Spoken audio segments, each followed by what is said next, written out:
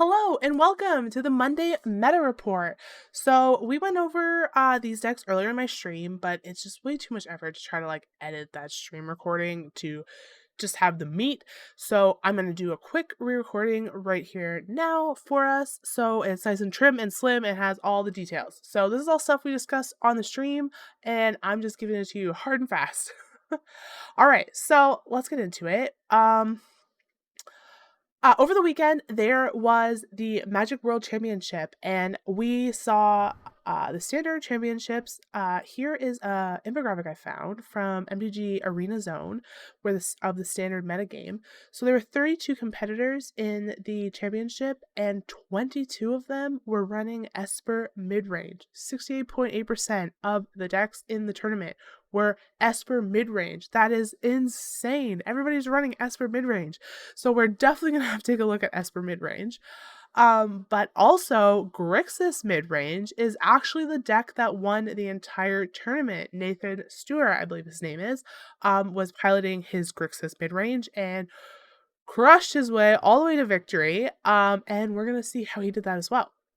And then the last thing that I picked for the Meta Monday is Bant tokens, and that is because I find this deck really cool. I want to run it, and it's just a really cool deck, so we're gonna check it out. All right, so let's go look at Nathan Stewart's Grixis Midrange deck. So this is the deck that he won the World Championship.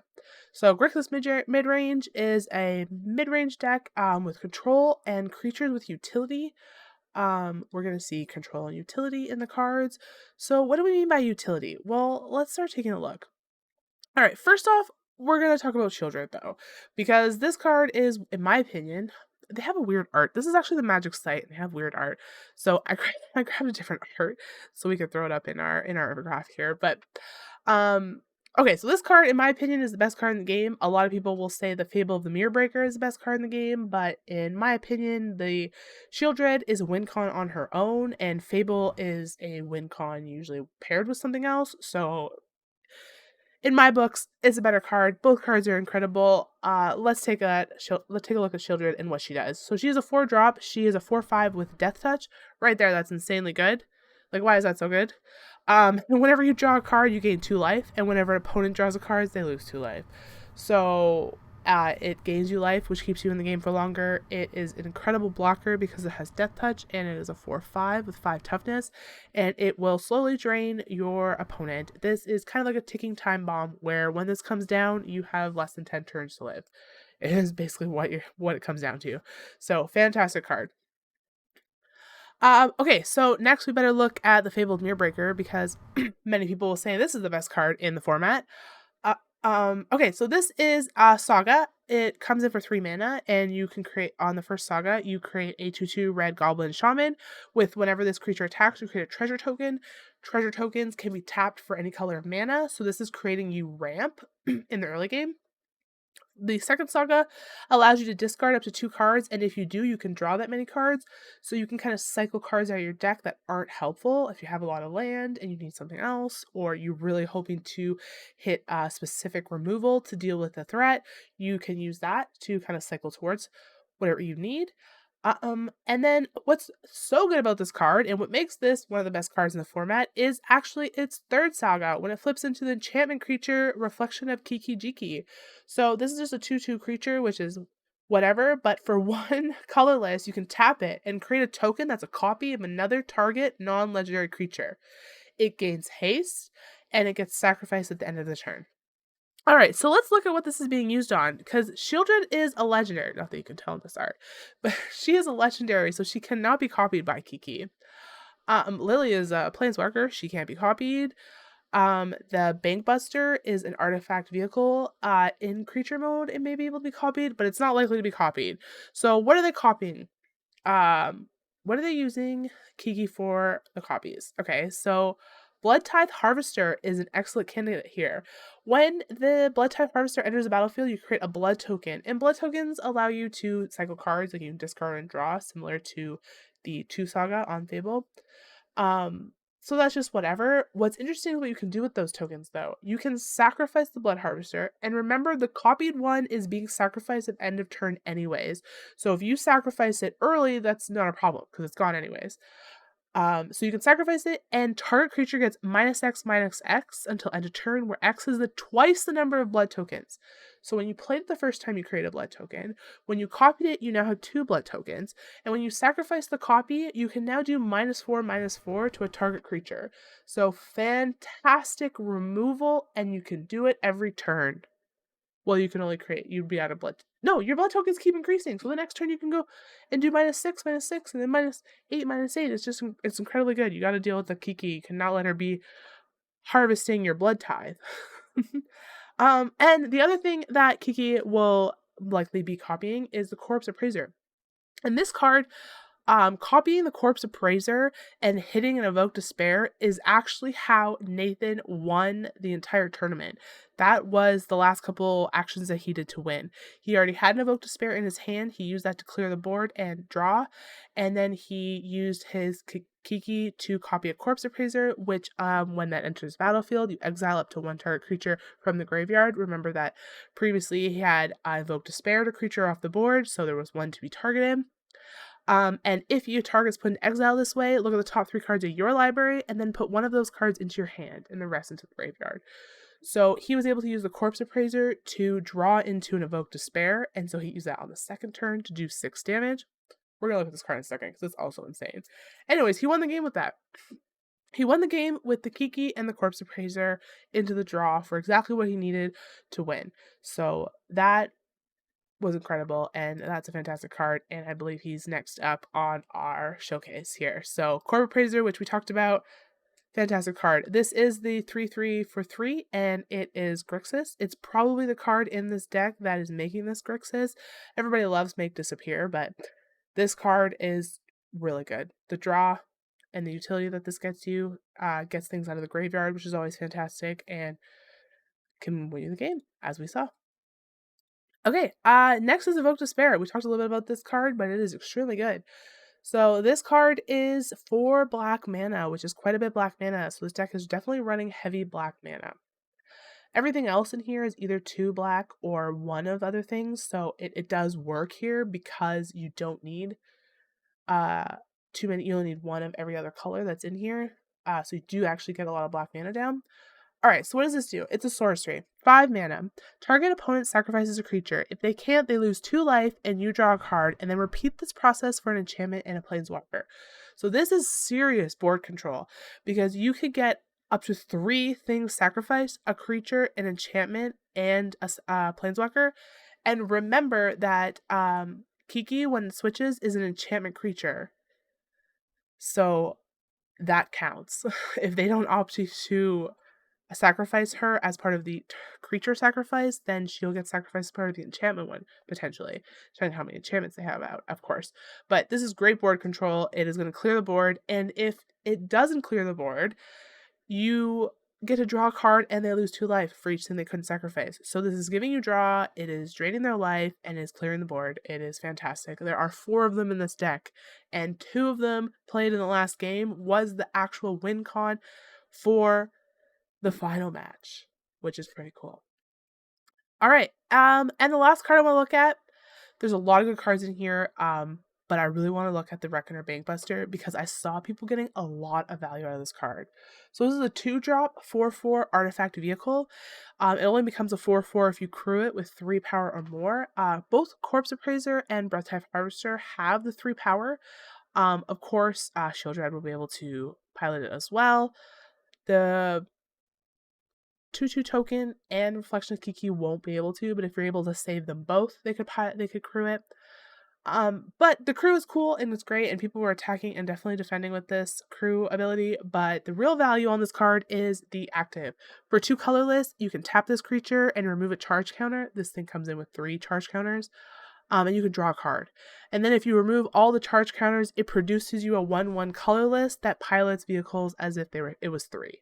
So it basically shoots out a token for you that will turn this, be able to crew this every turn. So you're getting utility all along the way. You don't need to worry about using your other creatures, you could just use this for draw and then the token that comes out for crew.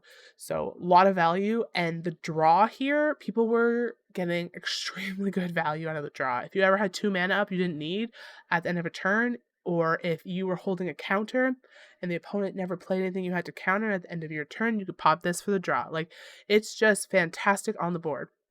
And of course, being able to use as a blocker attacker is a bonus. Okay, another card we didn't look at, but she's fantastic, is Lily of the Veil. This Planeswalker allows you to have target player sacrifice a creature, or have both you and the enemy discard a card. And the ultimate, which is quite hard to hit just because you get this out early and people usually have answers for something like this. But if you can get it to ultimate, you can separate all the permanents that the enemy has into 2 piles, and they have to sacrifice one of the piles, and so you immediately get rid of half their lands. So it's really good all around, and it's only 3 mana. And the 2 black is no problem because we're in this 4 black card. We have the black mana.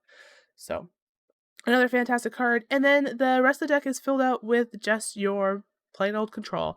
We're going to cut down, we'll make disappear, Infernal Grass, destroy target creature, a Braid, which allows you to do 3 damage to a creature or destroy an artifact.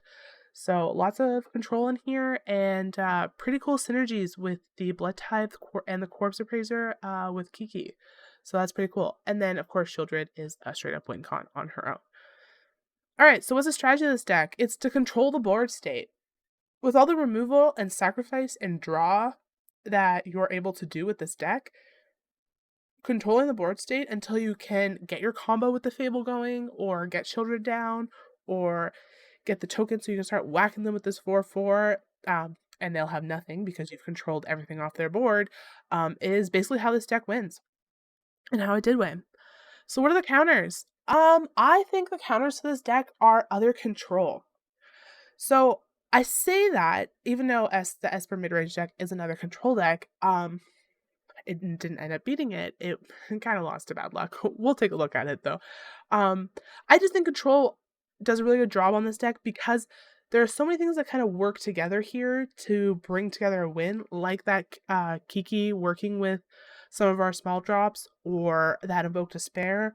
So if somebody is able to control you out of those combos and maybe counter an Invoke Despair, or immediately remove the Shieldred, or remove Kiki so you cannot copy, or even remove these before you add them so you don't have them to copy. Like, kind of breaking up any of this combo or getting rid of the cards that are really potent at the right times will allow you to survive this deck. Like, these little guys aren't going to kill you on their own. They really work well with everything else in this deck, like crewing the Bankbuster and, again, Kiki. So if you're able to kind of break up any of that, destroy any of those combos, this deck is not as potent. So definitely well-timed control is going to be the counter here.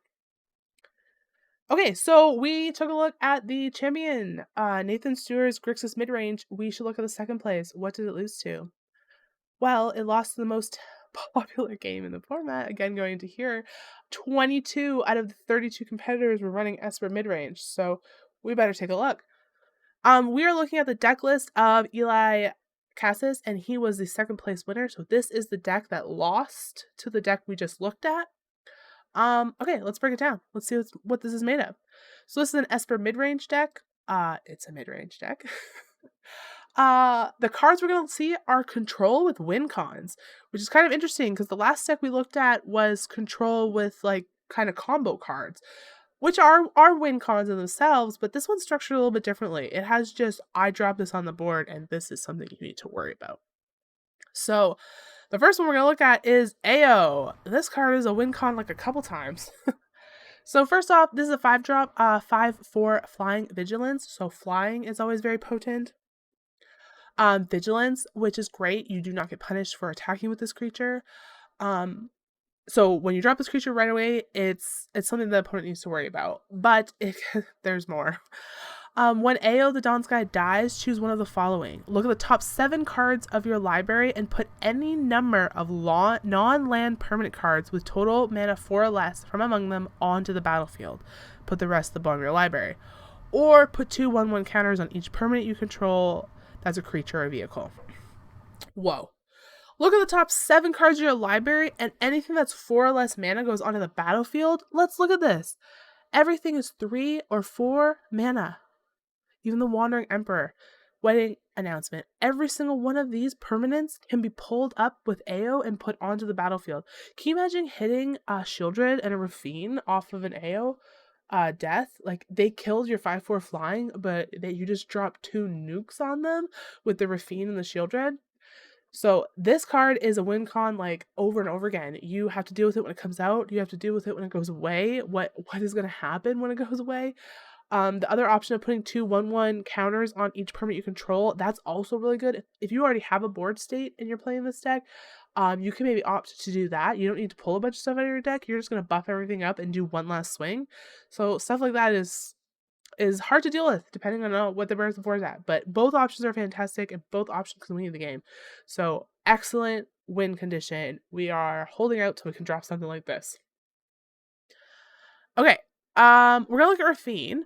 Before I jump to Rafine, though, I do have to take a moment to talk about Shieldred. We talk about Shieldred in every black deck, and she's, of course, in this one, and she works extremely well. She herself is a win condition, and hitting her off of an AO death would be an insane combo to deal with for the opponent. So, really, really good. But let's look at Rafine. So, Rafine is the Esper card in this deck, or one of the cards that make people opt to go Esper instead of just Orzhov, which is just the white-black. They're opting for the blue. There are a couple cards in here that make it blue, but this is definitely one of them. So this is 3-cost, 1/4 flying with Ward 1. Ward 1 means that if you target this creature, you must pay 1 extra colorless to cast whatever spell is targeting it. Whenever you attack, target attacking creature connives X, where X is the number of attacking creatures. So if you have 2 creatures out, and you're attacking with 2 creatures, you would take 2 cards off the top of your library, put them into your hand, and discard 2. For every card you discard that is not a land, you put a counter on that creature. So even the thing about Rafine is she even works with herself. Even if you did it with 1, you could just be cycling the top 1 of the deck and putting counters on her every turn, and she's a flyer with ward, so she herself can win you the game. And the fact that you're cycling through your deck with the connive allows you to hit exactly what you need to hit, or look for something that you need to look for that removal that you need to get something off the board, or to drop something bigger and scarier, hitting AO or hitting Shielded with that. So Rafine is definitely potent. When Rafine gets going, a couple turns in, and they're doing all of that cycling, and they have multiple things attacking, and things are getting counters, it's an issue. You definitely need to worry about this card. The first turn maybe not, but after that, keep an eye out, because Rafine can do work. Okay, who is next? Airtie. Airtie is not the most exciting card in this deck, but it offers so much utility and value that I feel like it's worth mentioning. So Airtie is a legendary creature for 4 mana. A black and a blue is required. You can flash him in. He is a 3/2. When he enters the battlefield, you can counter target spell, activate ability, or triggered ability, and you can draw a card.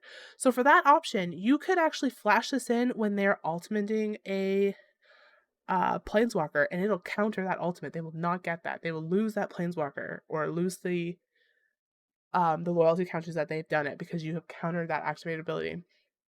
You can also do it for triggered abilities, so you could actually flush this in and have it so that you don't gain life off the Shieldred draw, if that's something you want to do.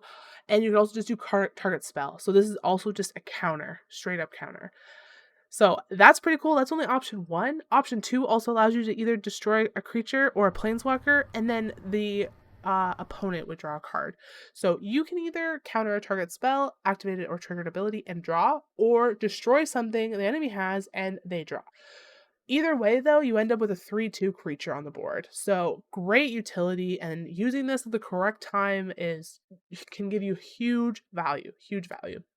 It is a legendary, so they only run 2, just because you can only have 1 out at a time. But honestly, if you're getting a really good counter off of this, like, just do it on the other one and sacrifice it. Like, it doesn't even matter. You get so much value out of it coming onto the battlefield that it sticking around is secondary, in my opinion.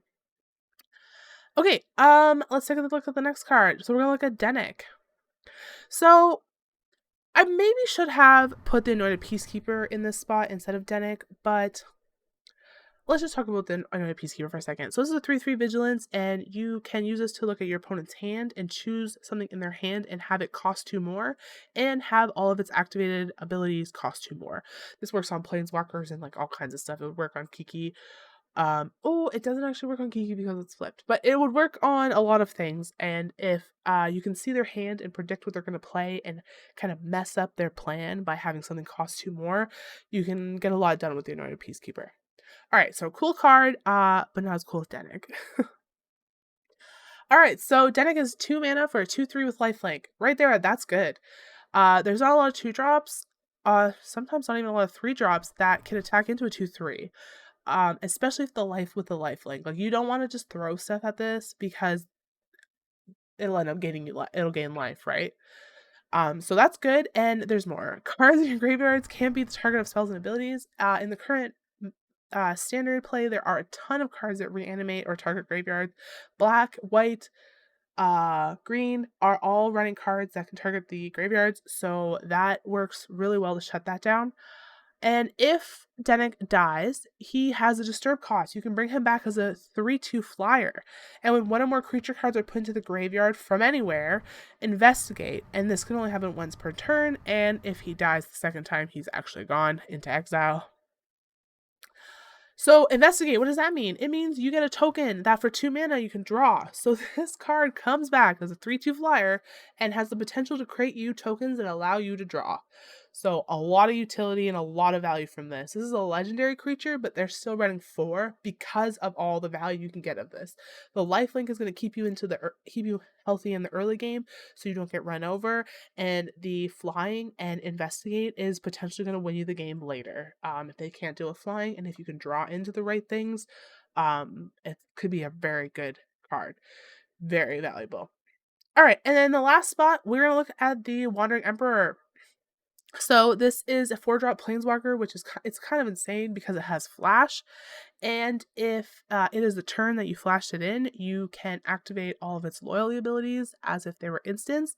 Thank goodness it's only the turn it comes in and not every turn, because that would be crazy, especially when you see what it does.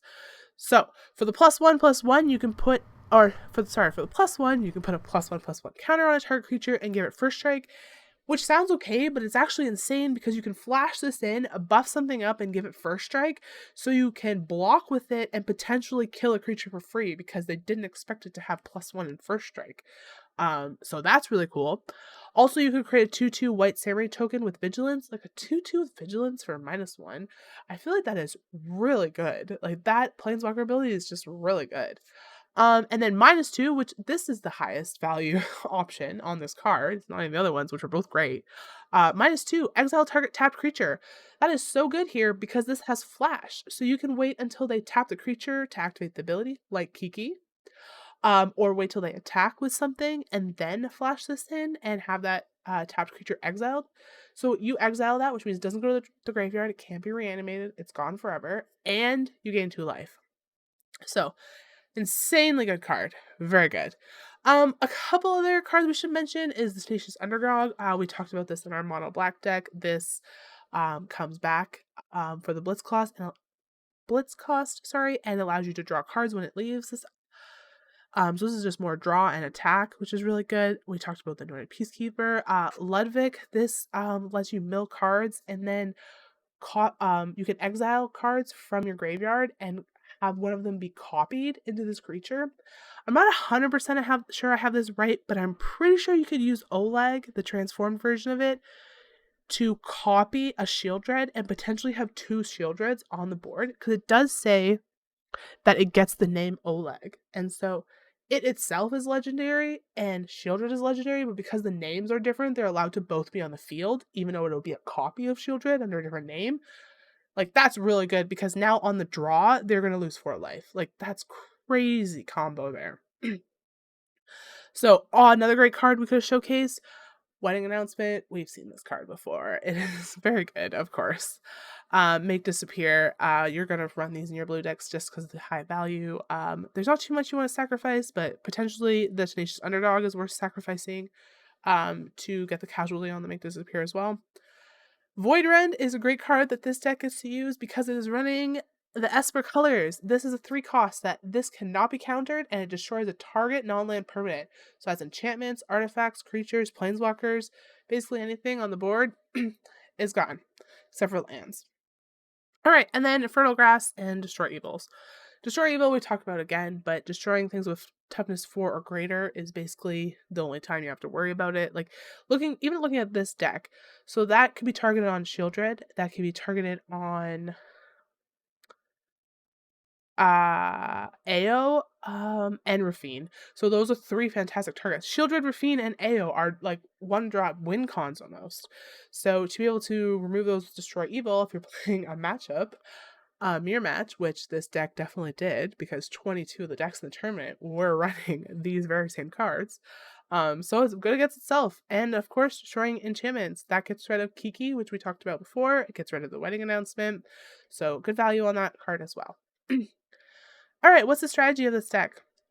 Well, it's to control until the win cons come out. And that would be AO, Shieldred, Rafine, or even the Emperor could win the game if you're popping out tokens and putting 1/1 counters on them, and you have the board state in a state where you're not at risk of losing your planeswalker, then that itself could be a win con. So just controlling the board state until you pop down one of these win cons that are all very difficult to deal with. Okay, so what are the counters with this? So we were talking about this on stream. I basically came up with bad luck. I know that this deck didn't end up winning the tournament, but there's a reason why 22 people are playing it out of 32. Only 10 people opted not to play it. And we do know there are players that will always play their favorite decks. Like Azorius Control is a deck that people have played for a decade or two and just always play those colors and those types of decks. So you're going to see them just because people love them. But this is the deck that the most people were playing because it's the best deck. And it loses to itself and occasionally to other control decks, as we saw with the Grixis Midrange. If you actually watch the games that Eli had against Nathan, he lost the games he lost because of luck. He didn't hit lands on time, he didn't hit removals on time, he didn't hit counters on time. It was literally he didn't have the right card at the right time or got screwed over by mana. So it's hard to say the deck deserved to lose if that's how it lost. But it did lose. It didn't come first. It's not the best deck according to the stats, I guess, but it is the most played because it is really strong, really strong. So fantastic deck. Only loses to bad luck. Must be nice. Okay, and the last deck I want to look at, because I'm just really excited about this deck, is Drew Baker's Bant Tokens. So he was one of the 32 contestants. I didn't actually catch where he placed, but this deck is really cool, so we're going to look at it. All right, so Bant Tokens is another mid-range deck. You end up seeing a lot of mid-range because mid-range does well into mid-range. A lot of mid-range deck run enough control or early game to stop strong aggression and can hold their own in the late game, and that's where they get the name mid-range, because they're not doing too much until the middle to the end of the game, but they are handling the beginning of the game well enough to live. So that these decks end up going against each other unless there's something super potent in an aggro deck that can kind of roll over these mid-range decks. But very common to see lots of mid-range in these high tournaments, just because you need all the options, right? All right, so what kind of cards are we going to see? Well, it's Bant Tokens, so we're probably going to see cards that make tokens. And what's the first one we're going to look at? All right, so Darien, King Darien. So King Darien is a legendary creature. He costs 3 mana. He comes in as a 2/3. Other creatures you control get +1/+1. So I already like the sounds of this because this is a token deck, and I just gave all my tokens +1/+1 with this guy. Also, for 5 mana, you can put a counter on him and create a 1/1 white soldier creature token. And then even cooler than all of that is you can sacrifice King Darien, and creature tokens you control gain hexproof and indestructible. So if you do a big swing with your tokens and you're worried about losing too many of them, you can have them be indestructible and or have hexproof and keep them alive. So that's pretty cool, especially if you have another one of these in hand, doing that just to get them to try to burn stuff and then play another one again. Like, it's pretty good. All right. What else is in here making this work? Oh, this card. This card's insane. So this is probably the card that makes this Bant. This one is less inclined to put blue because there only are a couple make disappears in the broker ascendancy. They have some stuff in the sideboard that's blue, but not a lot of blue in the main deck. Here, except for this, because this card is super good in this deck. What does it do? At the beginning of your end step, put a 1/1 counter on each creature you control and a loyalty counter on each planeswalker you control. Okay, so spoiler alert, we're going to talk about Elspeth next, but I'm just going to point out what's so insane about this deck. So, if you put Elspeth down for 5 mana and you +1 her, she is at 6 loyalty counters. At the end of your turn, we'll get into what she does in a second, but at the end of your turn, your Broker's Ascendancy puts another loyalty counter on her. At the end of the turn you played her at, she is at 7. And the very next turn, you can -7 her to create 5 3/3 White Angel creature tokens with flying. Like, not including the things that buff these tokens, because the broker agency is going to start putting 1/1 counters on all of these 3/3 white angels. Like, forget all of that. You don't even need that. 5 3/3 white angels is a win right there. That's 15 damage in the air spread out over 5 creatures. They need to have a ton of reach, a ton of flyers, or a board wipe. And they have one turn to do that, to come up with a plan because of the combination with Elspeth and the Broker's Ascendancy. It's busted. It is insanely good. So, very cool combination there. But even if you don't hit the Elspeth lined up perfectly with the Broker Agency, you're still getting huge value because you're creating tokens with all these other cards. We're going to look at some of the other token makers, and you are putting 1/1 counters on them.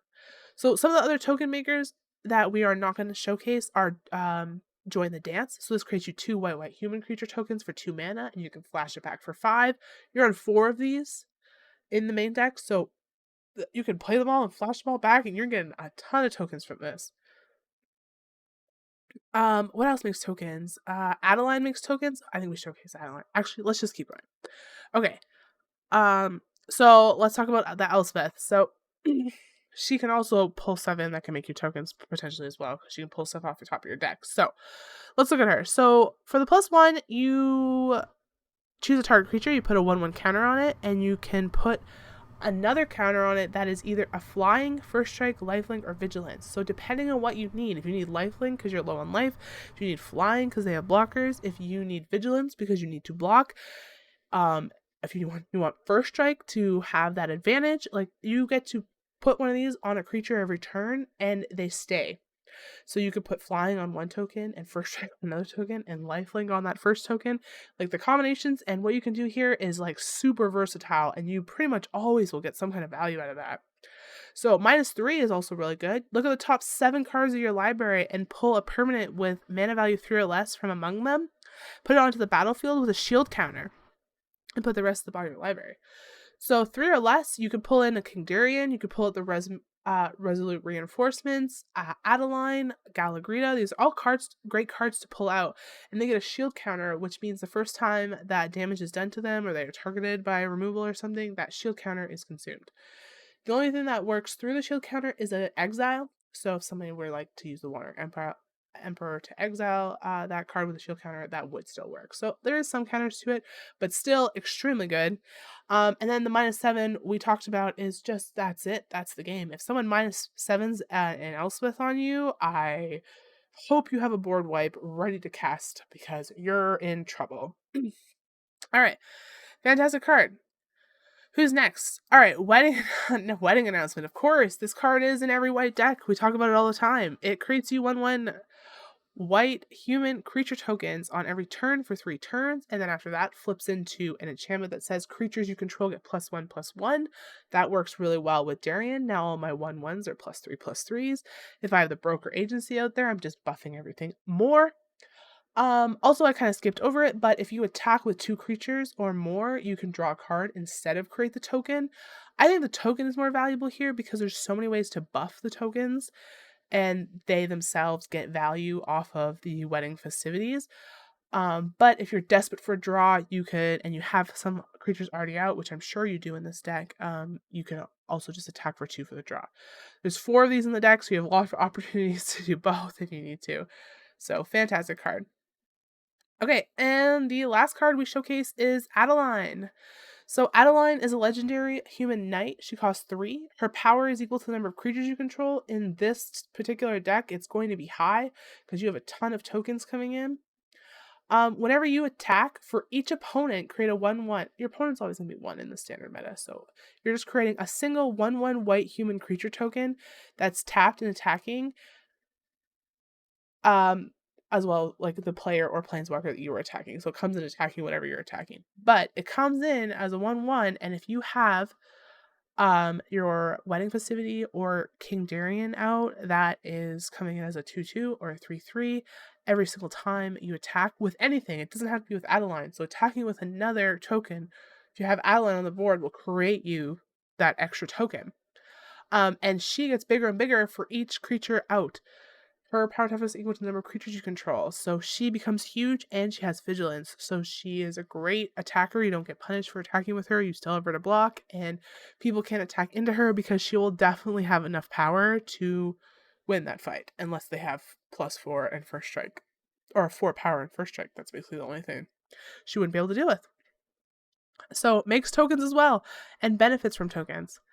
So other cards in this deck are the Galagreator, which this just has good utility. It allows you to put a 1/1 counter on him, or to create tap treasure tokens, or to gain life. With the amount of tokens that enter the field, you actually can trigger multiple of these each turn, and that's pretty common. So this thing will grow with a counter. It will gain you life, and it'll potentially ramp you with a treasure token. And getting 3 tokens out isn't so bad. Like this 2 cost puts 2 out right off the bat. So getting 2 of these to pop is not too hard to do with this deck. Um, what else is in here? The Destroy Evil, we talk about this one a lot. It's really good destroying creatures with toughness 4 or greater, which a lot of the things you need to worry about, especially in the other decks we looked at, like the Shield Dread, the AO, those are the things that you need to be able to remove. So the Destroy Evil will do that for you for 2 mana, and then destroying target enchantments, always so good. That works on wedding announcements. That would work on the Broker's Ascendancy. If you're playing in a mirrored match, you want to be able to get that out of there because that's a problem. So great removal. Oh, and then of course, Make Disappear. Make Disappear works better in this deck than it works in any of those other decks we looked at because you have so many tokens. The casualty is no problem.